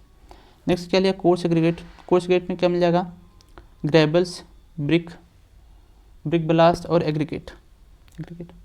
फिर क्या लिया यहाँ से, एडमिक्सर्स, अगर रिक्वायर्ड है तो इन सब को हमने किस में मिक्स करा, यहाँ पे वाटर में, किस मिक्स किया, वाटर में। सबको मिक्स किया तो हमें एक पेस्ट मिलेगा, हमें क्या मिलता है, एक पेस्ट मिलता है, and this paste is known as PCC और कंक्रीट। इस पेस्ट को हम क्या बोलते हैं, पीसीसी या फिर कंक्रीट बोल देते हैं। तो आप सिंपल बोल सकते हैं, plane cement concrete is a paste, is a paste which is prepared by addition of water in specified proportion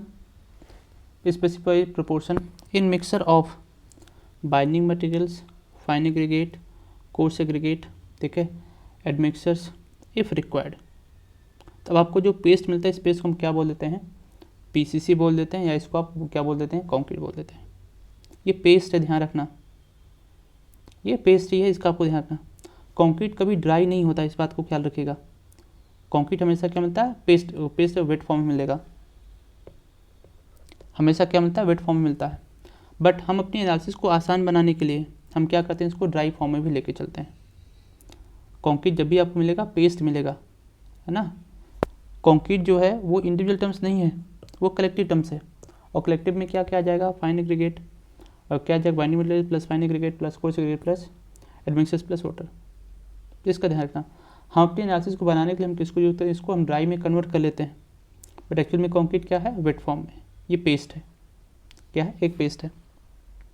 तो सबको हम लोगों ने क्या यहाँ से मिक्स किया, ठीक है, मिक्स किया तो हमें एक पेस्ट मिला, and this paste is termed as PCC, this paste is termed as PCC. अब जो पेस्ट मिला, इस पेस्ट की मैं प्रॉपर्टीज़ की बात कर रहा हूँ। This paste is strong in compression, this paste is strong in compression and weak in tension.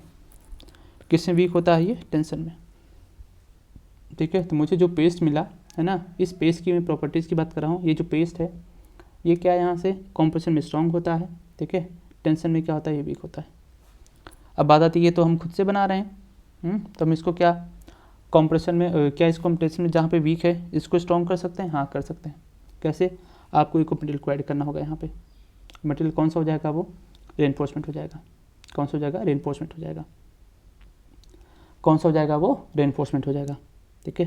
लेकिन अगर आपने इन सारे इंग्रेडिएंट्स को ऐड किया तो आपको जो पेस्ट मिलेगा, that paste will be strong in compression and weak in tension, weak in tension. Next point देखिए, क्योंकि ये किस में स्ट्रॉन्ग है, कॉम्प्रेशन में, क्योंकि ये किस में स्ट्रॉन्ग है, कॉम्प्रेशन में।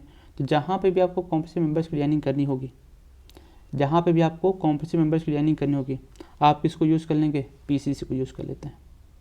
अब इसका यूज़ देखिए यहाँ से, generally use in mass concreting, for example dams, small pedestal etcetera. Dams हो गया, स्मॉल पेडेस्ट्रल में हम इसको यूज़ कर लेते हैं, किसको, यहाँ पे पीसीसी को, जहाँ पर आपको ह्यूज अमाउंट ऑफ कॉन्क्रीट की रिक्वायरमेंट होती है। अब आपको यहाँ से मिला एक कॉम्प्रेसिवेशन मिला और आपको यहाँ से एक टेंसाइलेशन मिला, ठीक है। तो आपने इसको देखा, आपस में कंपेयर किया, तो जो टेंसाइल स्ट्रेंथ है, ये 1/10 होता है ऑलमोस्ट किसका, यहाँ से कॉम्प्रेसिव स्ट्रेंथ का, किसका, यहाँ से कॉम्प्रेसिव स्ट्रेंथ का। अब इसका मैं आपको एक एग्जांपल देता हूँ। मान लीजिए मेरे पास FCK M20 grade of concrete है, तो इसकी करेक्टरिस्टिक स्ट्रेंथ कितनी मिल जाती है यहाँ से 20 न्यूटन पर m²। ठीक है, तो आपसे पूछा जाए इसकी टेंसाइल स्ट्रेंथ कितनी होगी, तो टेंसाइल कितना मिलेगा आपको इसका यहाँ से ऑलमोस्ट 2 न्यूटन पर m²। तो 10% इसका आपको मिलेगा, इसका आपको 10% के आसपास मिलता है। ठीक है, क्योंकि ये वीक है किसमें, टेंसाइल में या टेंशन में, हम करते क्या हैं, to increase the tensile strength of PCC it is reinforce by the reinforcing materials. हम इसको क्या करते हैं, रेनफोर्स कर देते हैं, कैसे, by the reinforcing material. Then this paste is known as reinforce cement concrete, reinforce cement concrete, ये आपको यहाँ से मिल जाता है। ठीक है, तो PCC क्या है और RCC क्या है, आपको डिफरेंस क्लियर होना चाहिए। आप फिर से लेफ्ट होकर ज्वाइन करिए। ठीक है, PCC क्या और RCC क्या, डिफरेंस आपको क्लियर होना चाहिए। चलिए आगे बढ़िए। अब ये स्ट्रॉन्ग है किस में, यहाँ से कॉम्प्रेशन में, कॉम्प्रेशन में। आप सब कुछ सोच के बताओ, है ना, सब कुछ सोच बताइए। अगर मुझे एक आर्च को कंस्ट्रक्ट करना है, मुझे एक आर्च को बनाना है, ठीक है, आर्च को बनाना है, तो मैं PCC को यूज़ करूँगा या RCC को यूज़ करूँगा। अगर हमें एक यहाँ से आर्च को बनाना है तो हम लोग PCC को यूज़ करेंगे या फिर RCC को यूज़ करेंगे। हमें एक आर्च स्ट्रक्चर को बनाना है तब PCC को यूज़ करेंगे या फिर RCC को यूज़ करेंगे।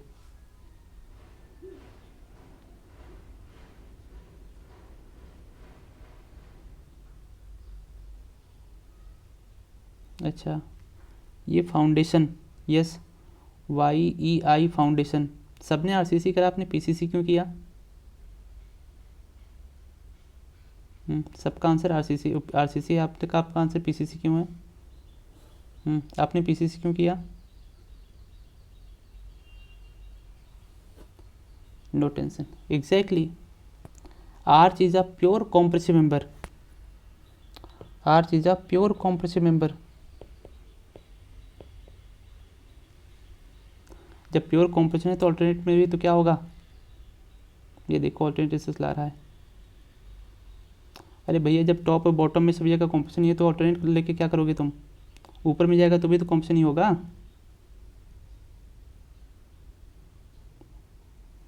अर्थक्वेक बस कर दो। ठीक है भाई, तो क्या हो गया यहाँ से, तो आर्च क्या है, प्योर कॉम्प्रेशन मेंबर है। जब भी आर्च को कंस्ट्रक्ट करते हैं आप देखें वहाँ पे कोई भी रेनफोर्समेंट नहीं दिया जाता। आर्च के कंसेप्ट में आपको कोई भी रेनफोर्समेंट नहीं मिलता है। इसका मतलब क्या, वो क्या है, प्योर कॉम्प्रेसिव। उसको बनाने के आप किसको यूज़ करते हैं, PCC को यूज़ करते हैं। उसको बनाने के आप किसको यूज़ कर लेते हैं, PCC को यूज़ कर लेते हैं। ठीक है, तो इस चीज़ का आपको ध्यान है। कई बार इंटरव्यू आपसे पूछ लिया जाता है कि आपको एक आर्च कंस्ट्रक्ट करना है तो आप किसको यूज़ करेंगे, PCC को या फिर RCC को। तो ध्यान रखना, arch is a pure compressive member. अगर प्योर कॉम्प्रेशन है, ठीक है, अब मैं क्या करूँ, मिनिमम दे देते थे तो मैं उसमें क्या कर सकता हूँ, मिनिमम दे देते हैं तो फिर मैं उसका क्या कर सकता हूँ। मैं तो आपको ये बता सकता हूँ कैसे काम करेगा, बाकी मर्जी आपकी है। मैं आपको बता सकता हूँ कि आप रोड से जा रहे हैं तो रेड लाइट पर आपको खड़ा होना है, आपको खड़ा होना है नहीं होना वो आपकी मर्जी है, आप चले जा सकते हैं। चलिए, हाँ, हम किस बात के यहाँ से आर्च की बात करें, तो आर्च क्या है, प्योर कॉम्प्रेसिव है। तो यहाँ पे हम क्या देते हैं, PCC को प्रोवाइड कराते हैं। ठीक है, क्योंकि आर्च में कोई भी ना तो कोई बेंडिंग मोमेंट डेवलप होता है। आप आर्च पढ़ते हैं तो आर्च में बेंडिंग मोमेंट आपको क्या मिलता है, 0। क्या मिल जाता है आपको, यहाँ से 0 मिलता है। ठीक है, तो यहाँ पर आपको केवल थ्रस्ट मिलते हैं, हॉरिजॉन्टल थ्रस्ट मिलेगा। ठीक है, लेकिन कोई बेंडिंग या फिर यहाँ पे टेंशन डेवलप नहीं होता है। इसीलिए यहाँ पे सबसे फिट कौन सा मिलता है, PCC हो जाता है। फिट क्या मिल जाता है, यहाँ से PCC मिल जाता है। ठीक है, लेकिन अगर हमें कहीं पर यूज़ करना हो कंक्रीट को, जहाँ पर टेंशन भी इंड्यूस हो रहा है, जहाँ पर टेंशन भी इंड्यूस हो रहा है, तो उस केस में हम करते क्या हैं, इसकी टेंसाइल स्ट्रेंथ को बढ़ाते हैं। हम इसकी टेंसाइल स्ट्रेंथ को बढ़ाते हैं कैसे, by inducing the reinforcing material, by inducing the reinforcing material. हमारे पास कई सारे रेनफोर्सिंग मटेरियल अवेलेबल्स हैं। हमारे पास कैसे रेनफोर्सिंग मटेरियल अवेलेबल्स हैं, ठीक है। अब कौन कौन से आगे देखा जाएगा, ठीक है। तो अब सेकंड मिलता है आपको यहाँ से आरसीसी। अब आरसीसी क्या होगा, देखिए, it is a concrete with reinforcement embedded. देखिए ये कंक्रीट ही है, या पूछिए पीसीसी है, जिसके अंदर क्या करें हम, रेनफोर्समेंट को एम्बेडेड कर रहे हैं, ठीक है। The embedded reinforcement make it capable of resisting the tension also. तभी तक ये किसको रेजिस्ट करा था, ओनली कॉम्प्रेशन को, लेकिन जैसे यहाँ से रेनफोर्समेंट को हमने एम्बेडेड करा, ठीक है, जैसे हमने यहाँ से रेनफोर्समेंट को एम्बेडेड किया, ये टेंसाइल स्ट्रेंथ को भी टेंसाइल स्ट्रेंथ को भी रेजिस्ट करना स्टार्ट कर दिया। अब हमारे पास रेनफोर्समेंट मटेरियल अवेलेबल कौन सा है, स्टील। रेनफोर्सिंग मटेरियल हमारे पास यहाँ पे क्या है, स्टील है, ठीक है। बट हमारे पास और भी सारे अवेलेबल, जैसे कहा जाए प्लास्टिक हो गया, एल्युमिनियम हो गया, है ना, कॉपर्स हो गया, फिर फाइबर्स हो गए, फिर सिरामिक्स हो गया। हम उन सबको भी ऐड कर सकते हैं, है ना, उन सबको भी ऐड कर सकते हैं, किसके लिए, यहाँ से टू इंक्रीज द रेनफोर्सिंग, है ना। अच्छा, टिम्बर भी हो गया, बेम्बूज भी हो गया, है ना, बेम्बू को भी हम यूज़ कर सकते हैं, ठीक है, to increase the tensile strength of to increase the tensile strength of concrete, या बोलते हैं पीसीसी। बट हमारे लिए सबसे फिट कौन सा निकल के आता है, स्टील। तो एज अ रेनफोर्सिंग मटेरियल हम किसको यूज़ करते हैं, स्टील। अभी आगे और आगे इसको हम और आगे भी हम लोग डिस्कस कर रहे होंगे, ठीक है। नेक्स्ट पॉइंट देखिए यहाँ से, bond between steel and surrounding ensure strain compatibility, that is strain at any particular point in steel and concrete would be same। अब थोड़ा इसको समझिए यहाँ से, है ना, इसको देखा जाता है यहाँ से, ठीक है। स्ट्रेन compatibility क्या होता है, स्ट्रेन compatibility क्या होता है, ठीक है। तो इसी डायग्राम को हम लोग यूज़ कर लेते हैं, इस डायग्राम को हम लोग यूज़ कर लेते हैं, ठीक है।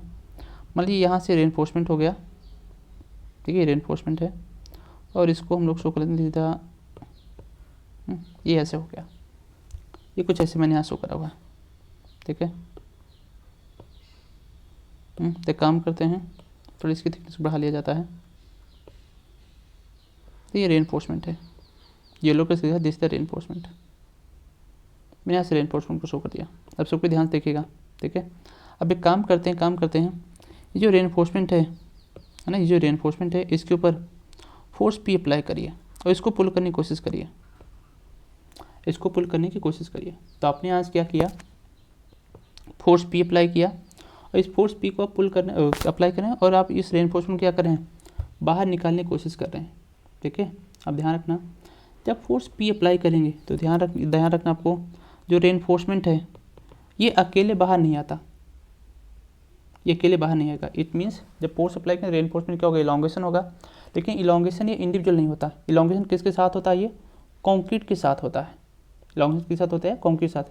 इट मीन्स जितना इलॉन्गेशन आपको आरसीसी मिलेगा, सेम इलॉन्गेशन, और जितना आपको इलॉन्गेशन इसमें रेनफोर्समेंट मिलेगा, सेम इलॉन्गेशन आपको किससे मिलता है यहाँ पे, कंक्रीट में। It means delta in steel equal to delta in concrete.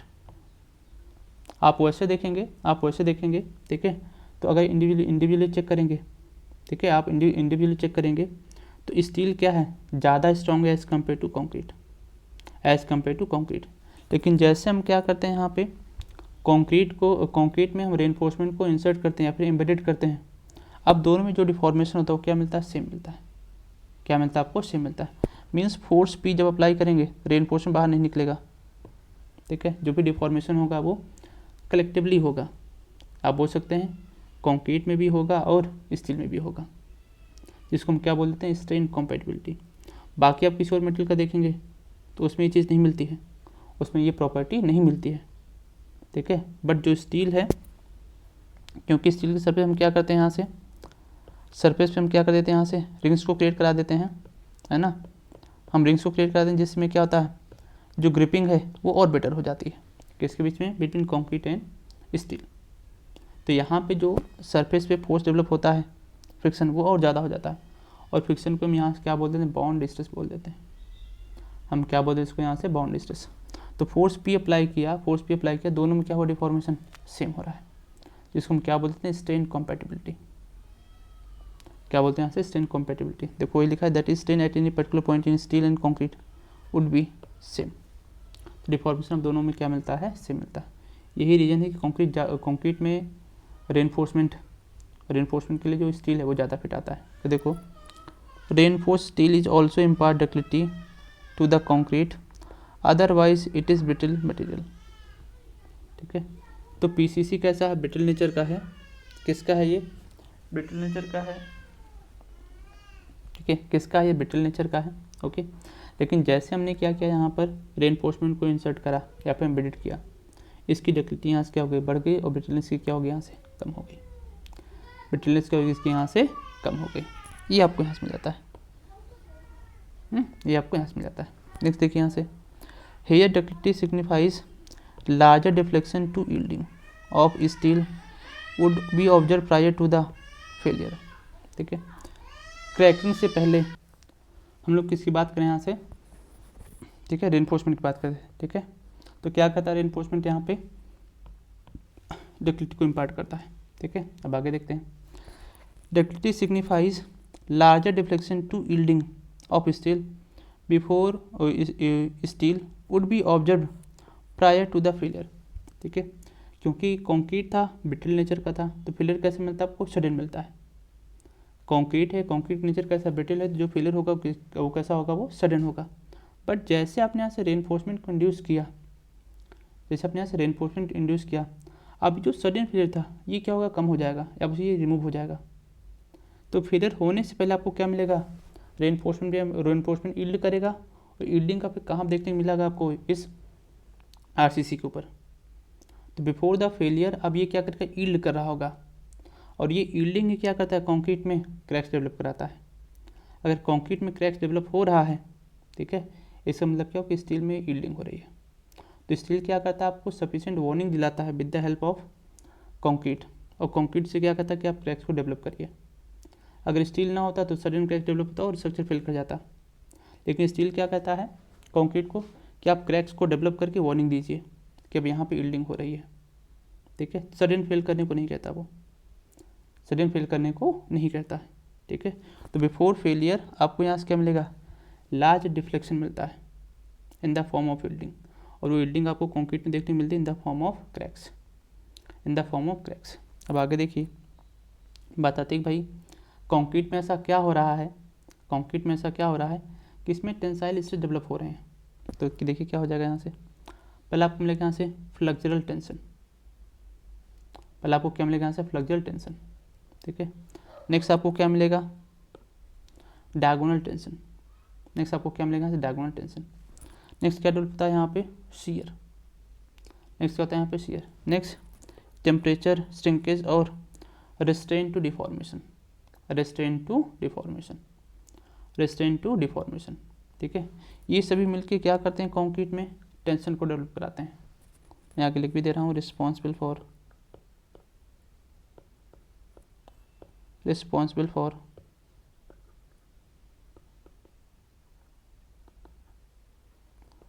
Tension development, responsible for tension development. ठीक है, तो किसके लिए यहाँ पे है, टेंशन डेवलपमेंट के लिए, रिस्पॉन्सिबल है यहाँ पे टेंशन के लिए। ठीक है, अब नेक्स्ट पॉइंट देखिए यहाँ से क्या हो जाएगा, देखिए under these conditions reinforcement is to be provided across the potential tensile crack. ठीक है, हम कैसे प्रोवाइड करते हैं यहाँ से, across the potential tensile cracks. ठीक है, तो ये आपको यहाँ से मिल जाएगा। ध्यान रखना है स्टील के अंदर टेंशन, कंक्रीट के अंदर टेंशन क्यों डेवलप होता है या इसलिए कौन रिस्पॉन्सिबल है, flexural tension, diagonal tension, shear, temperature, shrinkage, restrain to deformation. Restrain to deformation क्या होता है, इसको डिस्कस किया जाएगा, है ना, आगे देखा जाएगा रेस्ट्रेन टू डिफॉर्मेशन, और आगे डिस्कस किया जाएगा। अभी के लिए इसको आप बोल सकते हैं फ्रिक्शन, अभी के लिए आप इसको बोल सकते हैं फ्रिक्शन। ठीक है, बट आगे मैं इसको डिस्कस करूँगा। ठीक है, तो आपको कुछ बेसिक डिफरेंस मिलता है किसमें, आरसीसी और पीसीसी में, आरसीसी और पीसीसी में। ठीक है, चलिए अब सब कुछ सोच बताइए, है ना, सब कुछ सोच बताइए। ठीक है, मुझे एक पेमेंट बनाना है ना, जो रोड बनता है मुझे एक पेमेंट बनाना है ना, एक पेमेंट बनाना है। ठीक है, तो पेमेंट को बनाने के लिए सबसे बेटर कौन सा होगा, मुझे एक रिजिड पेमेंट बनाना है।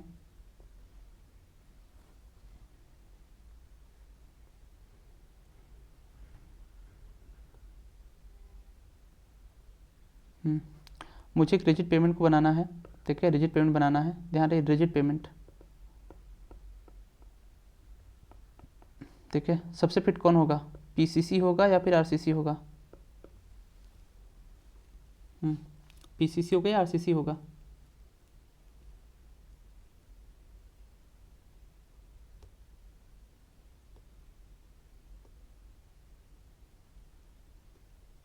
नहीं पीसीसी नहीं होगा, पीसीसी नहीं होगा, क्या होगा, आरसीसी होगा। क्या मिलेगा, आरसीसी मिलेगा, ठीक है, क्योंकि हमें पता है कंक्रीट में क्या डेवलप होता है, थर्मल स्ट्रेस, आप बोल सकते हैं टेम्परेचर स्ट्रेस, इसलिए तुम क्या करते हैं, जॉइंट्स को देते हैं, इसलिए तुम क्या करते हैं, जॉइंट्स को देते हैं, ठीक है। तो अगर आपको एक रिजिड पेमेंट बनाना तो आप किसको यूज़ करते हैं, आरसीसी को यूज़ करते हैं, हम पीसीसी को यूज़ नहीं करते हैं, हम पीसीसी को यूज़ नहीं करते हैं, ठीक है, ओके, चलिए ठीक है, ओके। अच्छा नेक्स्ट चीज़ देखिए, यहाँ से डिफरेंट ग्रेड्स ऑफ कंक्रीट, ठीक है, different grades of concrete, IS 456 page number किस मिलेगा, 16 पे टेबल नंबर 2 है, चेक करिए, ये यहाँ से, ठीक है, ये आपको यहाँ से मिल जाएगा टेबल नंबर 2, ठीक है। अभी टेबल है, ध्यान रखना, दिस इज द अपडेटेड, जो अपडेटेड कोड है उसकी टेबल है, ये जो अपडेटेड कोड है उसकी टेबल है, सबको ध्यान रखिएगा, ठीक है। अब देखो यहाँ पे कितने ग्रुप्स मिलते हैं, ये भी एग्जाम में आपसे पूछा था, 3 ग्रुप्स मिल जाते हैं, groups, grade designation, specified characteristic compressive strength of 150 mm cube at 28 days in newton per M square. Next table में क्या डेड है, एप्लीकेशन, नेक्स्ट यहाँ पे क्या एप्लीकेशन। अब कितने ग्रुप्स होते हैं कंक्रीट के, 3 होते हैं, एक ऑर्डिनरी कंक्रीट है, एक स्टैंडर्ड कंक्रीट है, और एक कौन सा मिल जाता है आपको यहाँ से, हाई स्ट्रेंथ कंक्रीट, कौन सा मिल जाता है यहाँ से, high strength concrete. Ordinary concrete में क्या क्या आ जाएगा, M10, M15, M20, M10, M15 और M20। स्टैंडर्ड में क्या जाता है, M25 से M55, M25 से M55, और M60 से ऊपर जो भी ग्रेड्स होंगे, M60 से ऊपर जो भी ग्रेड्स होंगे वो किस में आ जाते हैं, यहाँ से हाई स्ट्रेंथ कंक्रीट में जाते हैं, किस में आते हैं, हाई स्ट्रेंथ कंक्रीट में जाते हैं, ठीक है। चलिए ये आपको यहाँ से मिल गया, सभी की स्ट्रेंथ आफ्टर 28 डेज है ना, देखो specified characteristic compressive strength of 150 mm cube at 28 days, ठीक है। अभी आके मैं और भी डिस्कस करूँगा इसको, तो एक एक वर्ड का आपको मीनिंग मिलेगा कि स्पेसिफाइड का मतलब क्या होता है, कैरेक्टरिस्टिक का मतलब क्या हो जाएगा, कॉम्प्रेसिव स्ट्रेंथ का मतलब क्या हो जाएगा, इन सारे पैरामीटर्स का आपको एक सिग्निफिकेंट मीनिंग मिलेगी, और ये सारी मीनिंग्स आपसे पूछी जाती है, ये सारी मीनिंग्स आपसे पूछी जाती है कि इसका मतलब क्या होता है, ठीक है। इवन इंटरव्यू में यहाँ तक पूछ लिया जाता है, जब आप कोड को पढ़ते हैं, ठीक है, तो कोड में कितने ग्रेड तक कंक्रीट लिखा हुआ है, क्या क्या M80 लिखा है, क्या M90 लिखा हुआ है, M100 लिखा हुआ है, ध्यान रखना कहाँ तक लिखा है, ये ओनली M80 तक। स्टैंडर्ड कंक्रीट में कौन कौन सा ग्रेड आ जाता है, M25 से M55, पहले कितना था, M60 तक था, अब कितना हो गया है, M55 तक हो गया है।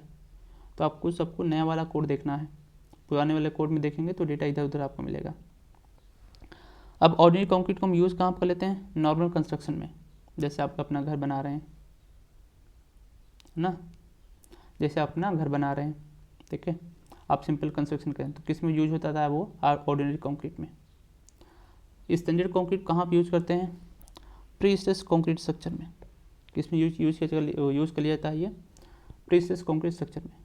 और हाई स्ट्रेंथ कंक्रीट कहाँ पर यूज़ कर लेते हैं, high strength structures, for example आप कंस्ट्रक्ट करें मल्टी स्टोरी बिल्डिंग्स, है ना, आप किसी टॉल स्ट्रक्चर्स को बना रहे हैं, आप किसको यूज़ करेंगे वहाँ पे, हाई स्ट्रेंथ कंक्रीट को यूज़ करेंगे, आप हाई स्ट्रेंथ कंक्रीट को यूज़ करेंगे, तो ये आपको सबका क्या मिल जाएगा, यहाँ से यूज मिल जाता है। अब आगे देखिए, अब नीचे यहाँ से कोड लिखा हुआ नोट पॉइंट, नोट में क्या लिखा हुआ है, in this designation of concrete mix M refer to the mix and number 2 specified compressive strength of 150 mm cube, 150 mm size cube at 20 days expressed in Newton per mm square, expressed in Newton per mm square. Next, for concrete, compressive strength is greater than M55. Design parameters in the standard may not be applicable and values may be obtained from the specified literature and experiment result। चलिए, अब ये भी आपके लिए बहुत significant point है ना। जैसे आपसे कहा जाए कि भाई ये जो कोड है जो आप IS 456 पढ़ते हैं, ये किस ग्रेड तक के लिए एप्लीकेबल है, ये किस ग्रेड तक के लिए एप्लीकेबल है, तो कहाँ तक मिलेगा आपको, M55। अगर उससे ऊपर का ग्रेड आप यूज़ कर रहे हैं तो उस कंक्रीट का आपको जो भी प्रॉपर्टीज़ पता करनी होगी, उसके लिए क्या करना होगा, आपको स्पेसिफाइड लिटरेचर को रेफ़र करना होगा, स्पेसिफाइड लिटरेचर को रेफ़र करना होगा एंड आपको कई सारे एक्सपेरिमेंट करने होंगे। तो उसके रिजल्ट को आप यूज़ कर रहे होंगे, जो कोड का रिजल्ट है उसको आप यूज़ नहीं कर रहे होंगे, जो कोड का रिजल्ट आप उसको यूज़ नहीं कर रहे होंगे। कहाँ तक अप्लीकेबल होगा, ठीक है, ओनली M55। उससे ऊपर ग्रेड के लिए ये कोड आपका काम नहीं, ये कोड आपको हेल्प नहीं कर रहा होगा, ये कोड आपको हेल्प नहीं कर रहा होगा, ठीक है। तो इसका आपको ध्यान रखना है। ये चीज़ क्लियर सभी को, ये चीज़ क्लियर सभी को। तो कोड में जो भी डेटा दिए हैं वो आपके लिए बहुत इंपॉर्टेंट है, एग्ज़ाम में पूछे जाते हैं, एग्ज़ाम में सभी आपसे पूछे जाते हैं, ठीक है। चलिए अब आगे बढ़ते हैं। फिर क्या करा है यहाँ से, फिर करा है minimum grade of concrete to be used depends upon exposure condition, depends upon exposure condition. तो मिनिमम ग्रेड आपको कौन सा यूज़ करना है, डिपेंड करें किसके ऊपर, यहाँ से exposure conditions in the anticipated life of the concrete which govern it durability as follows. अब एक्सपोजर कंडीशंस कौन कौन सी हैं उसको भी आगे देख लिया जाता है, ठीक है। इसके बारे में थोड़ा और डिटेल वो देखा जाएगा आगे के क्लासेस में देखा जाएगा, ठीक है। बट अभी हम केवल यहाँ पे एक्सपोजर कंडीशंस को देख रहे हैं। देखिए अब यहाँ से क्या लिख रहा है टेबल नंबर 5 में, minimum cement content, maximum water cement ratio, minimum grade of concrete for different exposure condition with normal weight aggregate of 20 mm nominal maximum size, 20 mm nominal maximum size, 20 mm nominal maximum size, ठीक है। अब जो भी data पढ़ रहे हैं वो सभी किसके लिए है, जो आपने ग्रेड ऑफ कंक्रीट को कौन सा यूज, ग्रेड ऑफ एग्रीगेट कितना यूज़ करा हुआ है, 20 mm, कितना यूज़ यहाँ से 20 mm, ठीक है। अब ध्यान से देखो सब कोई, कितनी एक्सपोजर कंडीशन है total, 5, mild, moderate, severe, very severe और एक्सट्रीम। कितने टोटल यहाँ से 5, mild, moderate, severe, very severe and extreme, ठीक है। अब यहाँ क्या लिखा हुआ है PCC, यहाँ क्या लिखा हुआ है RCC, ठीक है। तो आप देखते हैं PCC, तो माइल्ड में कौन सा ग्रेड आपको यूज़ करना है, कोड ने कुछ नहीं बोला हुआ ना, कोड ने कुछ नहीं बोला हुआ है। मॉडरेट में कितना यूज़ करना है आपको, M15 को यूज़ करना है। सीवियर में कितना यूज़ करना है, M20 को यूज़ करना है। वेरी सीवियर में किस ग्रेड को यूज़ करना है, 20 को। एक्सट्रीम में किसको यूज़ करना है यहाँ से, M25 को।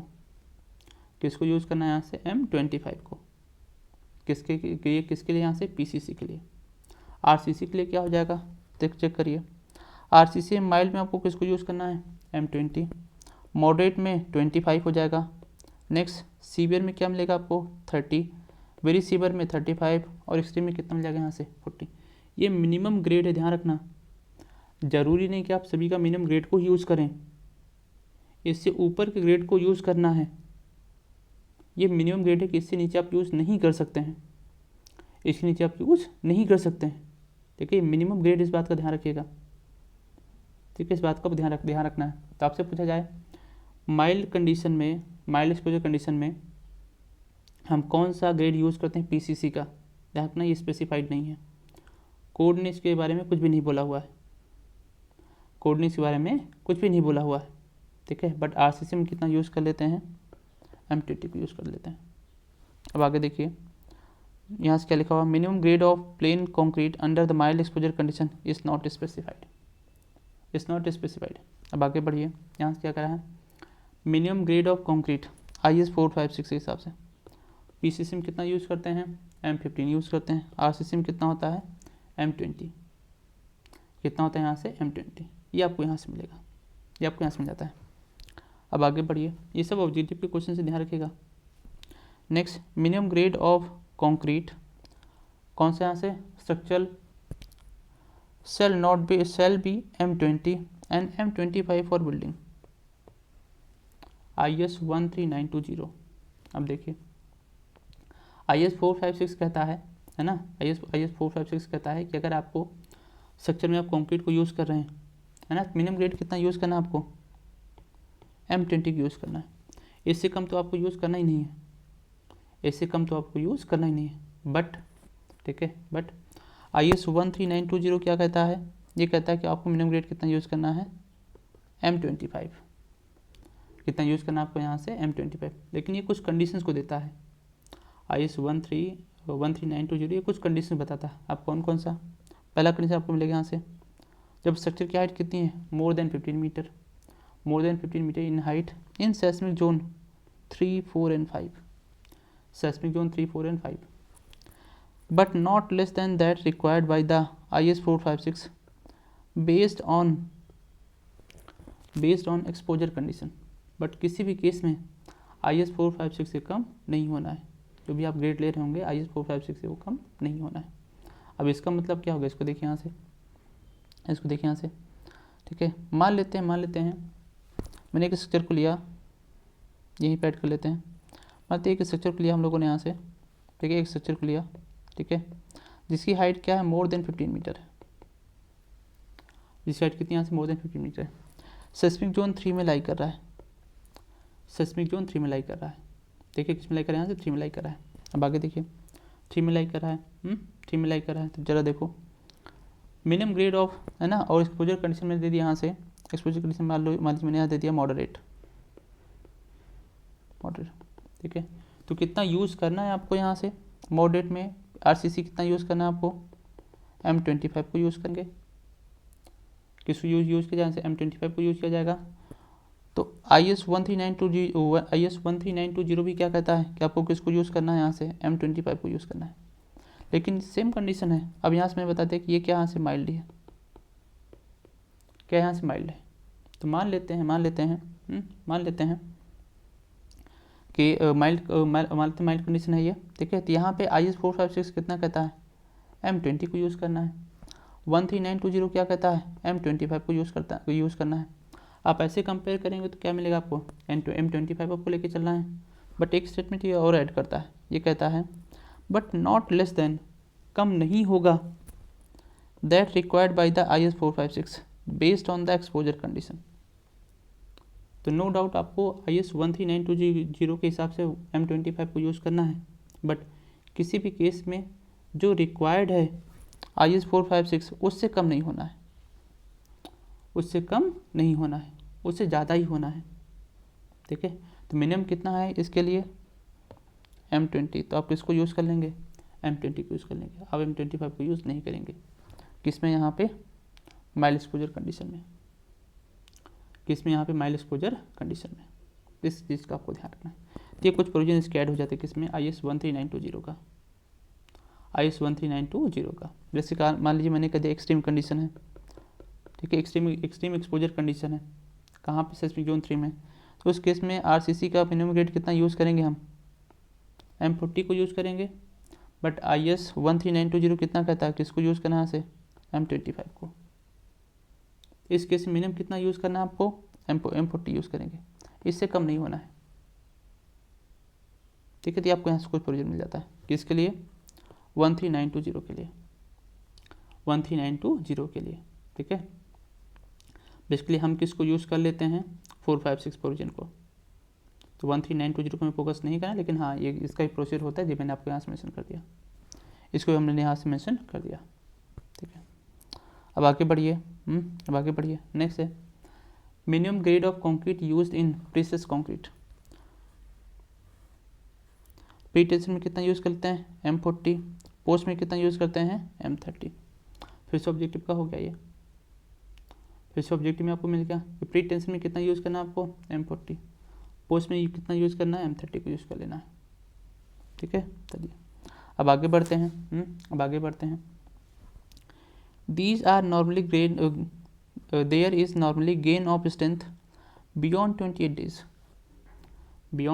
days.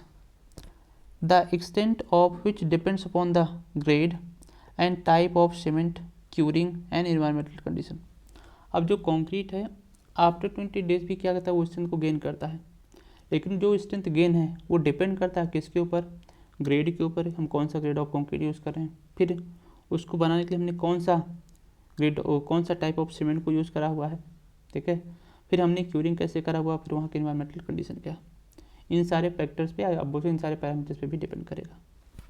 Next, concrete of grade lower than specified before it may be used for plane concrete work, lean concrete work, simple foundation and foundation for machinery wall and other simple और temporary RCC construction. जो code में grade mentioned है ना, वो तो आपको मिल ही रहा है। जो कोड में ग्रेड नहीं मेंशनड है और उससे लोअर है, मेंशन से क्या है, वो लोअर हैं, उनको हम कहाँ पर यूज़ कर लेते हैं, प्लेन कंक्रीट वर्क में, लीन कंक्रीट वर्क में, simple foundation, foundation for machinery walls and other simple और temporary construction, RCC construction. It means जहाँ पे भी आपको कम स्ट्रेंथ की रिक्वायरमेंट होगी, आप वहाँ पे किसको यूज़ कर लेते हैं, M5 और M7.5। ये दो कोड, ये दो मेंशन नहीं है। देखो मिनिमम ग्रेड कितना था यहाँ पे, मिनिमम ग्रेड यहाँ कितना था, M10 ही तो था। यहाँ पे आपको M10 ही मिलता है, तो कौन सा मेंशन नहीं है यहाँ से, M7.5 और M5, ये दोनों मेंशन नहीं है, ये दोनों मेंशनड नहीं है, ठीक है। हम किसको यूज़ कर लेते हैं यहाँ से, M5 और M7.5, जिसको हम और क्या बोलते हैं, इसको क्या बोला जाता है, इसको हम लोग लीन कंक्रीट भी बोलते हैं, इसको हम लोग लीन कंक्रीट भी बोलते हैं, ठीक है। तो जहाँ पे भी आपको कम स्ट्रेंथ की रिक्वायरमेंट होती है, आप इसको यूज़ कर लेते हैं, है ना, आप इन दोनों को यूज़ कर लेते हैं, ठीक है। यहाँ तक क्लियर सभी को,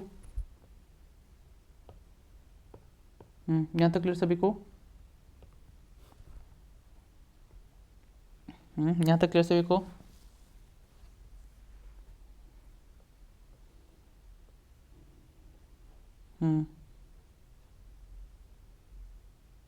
ठीक है, चलिए answer question number 5, answer question number 5,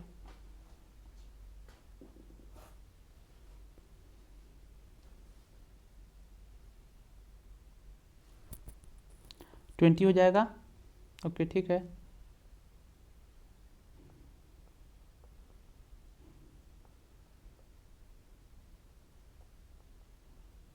हम्म 18 का आंसर करिए,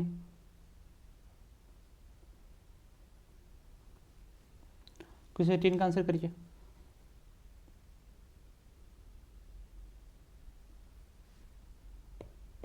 ठीक है,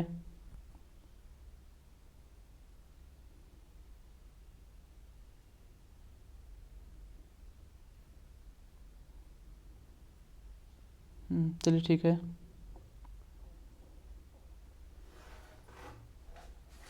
किया जाएगा आगे और भी क्वेश्चन टॉपिक्स को किया जाएगा, ठीक है। चलिए ओके, ठीक है। तो आज की क्लास को हम लोग यहीं पे ऑफ करते हैं, है ना, बाकी क्या किया जाएगा नेक्स्ट क्लास में, ठीक है। आरसीसी आपका इस मंथ के लास्ट तक ख़त्म हो जाएगा, है ना। तभी कोई पूछ रहा था कि आरसीसी कब ख़त्म होगा, इस मंथ के ऑलमोस्ट